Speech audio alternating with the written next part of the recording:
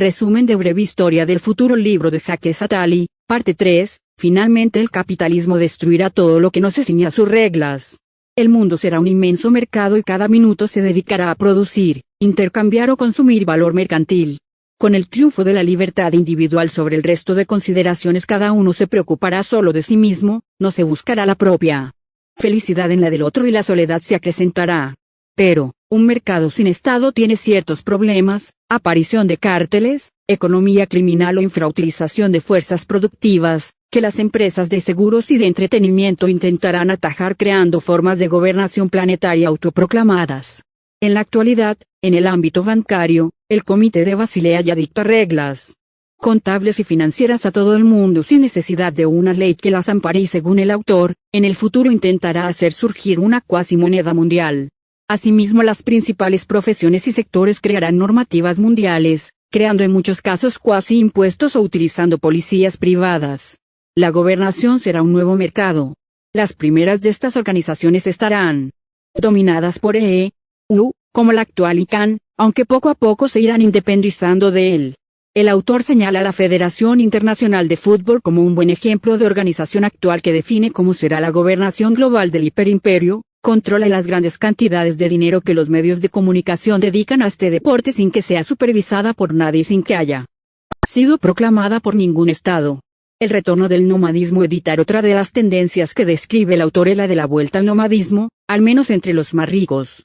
Este cambio se solapa temporalmente con el resto de tendencias descritas en el libro y estará propiciado por los avances en transportes y en tecnologías de la comunicación. El autor denomina objetos nómadas a aquellos que pueden ser transportados. El primero en ser producido en serie fue el libro y en la actualidad el teléfono móvil e Internet son los principales objetos industriales en la novena forma. Del mismo modo, en los próximos años teléfono, televisión, libro e Internet se unirán en un solo dispositivo y se integrará en el cuerpo de algún modo, permitiendo la hipervigilancia. Hacia el 2020 las principales empresas serán cada vez más nómadas y se organizarán a modo de compañías teatrales o circos. Las primeras serán agrupaciones provisionales de individuos que reúnan las competencias y capitales necesarios para realizar una tarea determinada. A la finalización de esta tarea se dispersarán. La mayoría de las microempresas serán de este tipo y vivirán en un entorno de competencia despiadada. Por el contrario, las organizadas a modo de circos serán mayores, más estables, mucho más escasas y se unirán en torno a una marca. Serán ensambladoras de los módulos fabricados por múltiples compañías de teatro a las que emplearán. Con la paulatina desaparición de los estados emergerán dos nuevos tipos de empresas. En cuanto a sus objetivos, las empresas piratas y relacionales. Las primeras irán desde las que realicen actividad ilícita sin respetar algunas leyes, principalmente las fiscales, a las que se dediquen a actividades criminales y recurran a la violencia. Serán los actores clave del hiperconflicto. Como reacción a los problemas de la globalización mercantil surgirán las empresas relacionales, sin ánimo de lucro, que recrearán la gratuidad y el voluntariado de modo conjunto. Al mercado. Su propia existencia impulsará la hiperdemocracia. Mientras, en el contexto del hiperimperio solo permanecerán sedentarios los que no puedan ser nómadas, los contrarios al riesgo, demasiado débiles, jóvenes o viejos. La clase alta del hiperimperio serán unas decenas de millones de hipernómadas. Sus principales características serán su necesidad de aprendizaje, su curiosidad, su habilidad de manipulación y su ilimitado egoísmo. Los más cínicos de ellos serán los dueños de las empresas piratas, mientras que los más altruistas desarrollarán las empresas relacionales. La clase media serán los nómadas virtuales, unos 4.000 millones de sedentarios asalariados cualificados. Deberán mantener su empleabilidad, es decir, su buena forma para trabajos físicos y su saber para trabajos intelectuales e imitarán el nomadismo de la clase alta. Los infranómadas serán los 3.500 millones de personas que no superen el umbral de la pobreza. Ni los estados en recesión ni el mercado podrán sacarlos de la pobreza y serán los principales actores y víctimas del hiperconflicto.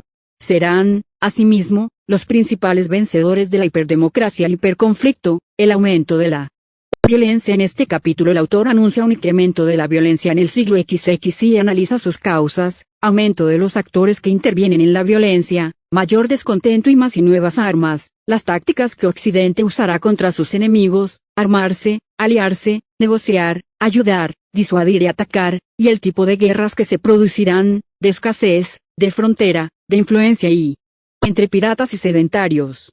Por último advierte que sobre el 2050, en el contexto del hiperimperio, todas estas formas de violencia podrían confluir en un único conflicto, un hiperconflicto, de proporciones planetarias y consecuencias catastróficas.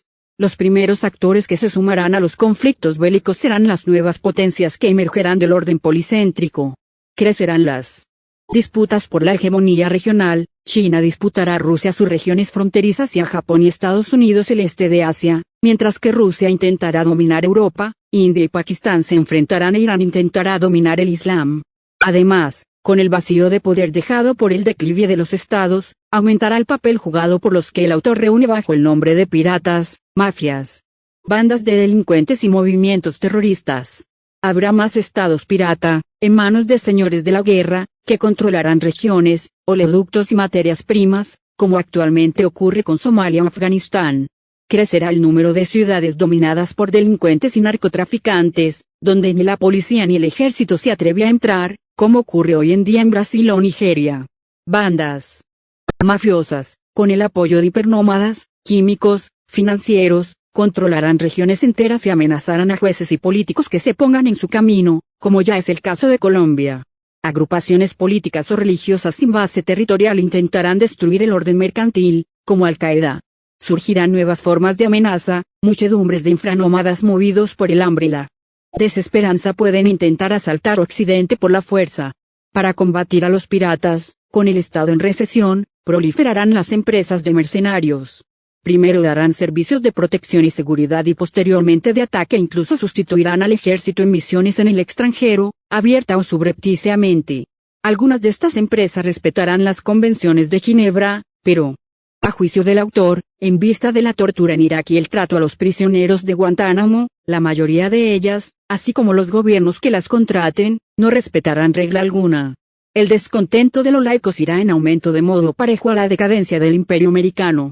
Cada vez más gente se unirá en sus críticas, primero de Estados Unidos, dominador e imperio. En segundo lugar, sobre el mercado, que no habrá suprimido la pobreza ni la explotación, que habrá puesto el poder en manos de unos pocos y, con la hipervigilancia, se habrá convertido en una de las formas más absolutas de dictadura. Se atacará entonces a la democracia, como una excusa para mantener la opresión. El autor indica que la mayor parte de estas críticas no irán acompañadas de alternativas. El orden mercantil será, por tanto, acusado, con toda razón, de ser para muchos, y debido a su propia naturaleza, fuente de miserias, injusticias, precariedad, desórdenes, despilfarros, trastornos ecológicos, inmoralidad, destrucción de las identidades, transgresión de las normas religiosas y opresión.